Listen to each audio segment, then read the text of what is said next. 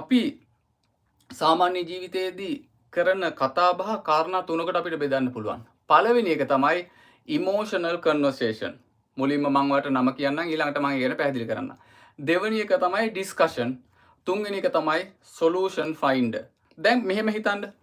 ඔයා දැන් මහන්සි වෙලා වැඩ කරලා මොකක් හරි වැඩක් කරලා ඔයාගේ ගෙදරට ඇවිල්ලා ඔයාගේ ළඟම ඉන්න කෙනෙකුට කියනවා අම්මෝ අද නම් මාර දෙයක් කරේ මාර අමාරුණා. ඊට පස්සේ එයා කියනවාට ආයෝ ඊට වඩා මම අද මහන්සි වුණානේ. දැන් ඔයාට මොකද්ද හිතෙන්නේ? එයා ඔයාට ඇහුම්කන් දුන්නේ නැහැ. එයා ඔයාව තේරුම් ගත්තේ නැහැ. ඔයා මේ මහන්සි වෙලා ඇවිල්ලා අනිත් කෙනාට කිව්වේ ඉමෝෂනල් කන්වර්සේෂන් එකක්. ඒ කියන්නේ ඔයාට ඇහුම්කන් දීමක් විතරයි බලාපොරොත්තු වෙන්නේ. එයාගේ පැත්තෙන් එයා කරපු දේ ඔයා ඒ වෙලාවේ බලාපොරොත්තු වෙන්නෙත් නැහැ. එයාගෙන් උත්තරයක් බලාපොරොත්තු වෙන්නෙත් නැහැ. මේ ඉමෝෂනල් කන්වර්සේෂන් වලදී ඔයා තව කෙනෙකුට අමාරුකමක් කියද්දී අනිත් එක්කෙනා අහගෙන ඉන්නවනම් ඔයාගේ හිතට නිදහස දැනෙනවා.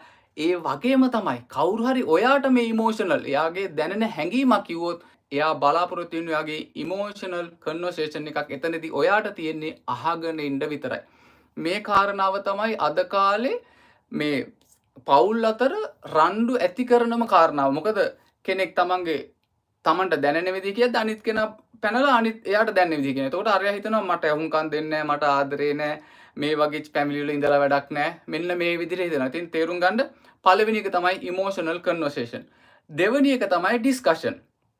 මේ දෙවෙනි කතා බහේදී වෙන්නේ මම මගේ අදහස් කියනවා, ඔයා ඔයාගේ අදහස් කියනවා. ජීවිතේ පරණ මතකයන් මේ වගේ දේවල් ඩිස්කෂන් එකකට යන්න පුළුවන්. ඒක තමයි දෙවෙනි මේ කතා බහේ අපි කියන්නේ ක්‍රමය. තුන්වෙනි එක තමයි solution find. එහෙම නැත්නම් ප්‍රශ්නයකට පිළිතුරක් සෙවීම. මේක පවුලක් ඇතුළේ වෙන්නත් පුළුවන්, කම්පැනියක් ඇතුළේ වෙන්නත් පුළුවන්, නැත්නම් යාළුවෝ අතර වෙන්නත් පුළුවන්. එතනදී ඒ හැම දෙනාම බලාපොරොත්තු වෙන්නේ එකට කතා කරලා මේ තියෙන මූලික ප්‍රශ්නයකට හැමෝගෙම අදහස් අනුව පිළිතුරක් සොයා ගැනීම. ඔයා දැන් මේක ඉගෙන ගත්තට පස්සේ ඔයාගේ ළඟම ඉන්න අයට කියන්න පුළුවන්. අපි මෙන්න මේ ගැන අපි ඉස්සෙල්ලාම තේරුම් ගමු. මෙහෙම අපි ජීවිතේදී කතා බහ කරද්දී කොටස් තුනක් තියෙනවා. ඉතින් මෙන්න මේ වගේ අවස්ථාවක මට දැනෙන හැඟීම කිව්වොත් මට ඕනේ ඔයා අහගෙන ඉන්න එක විතරයි. එතකොට එයාව එඩියුකේට් කරන්න. මොකද මම අර කිව්වා වගේ ගොඩක් අය මේ ගැන ඉගෙනගෙන නැහැනේ. දැන් ඉගෙනගෙන නැති දෙයක් නම් කොහොමද එයා කරන්නේ?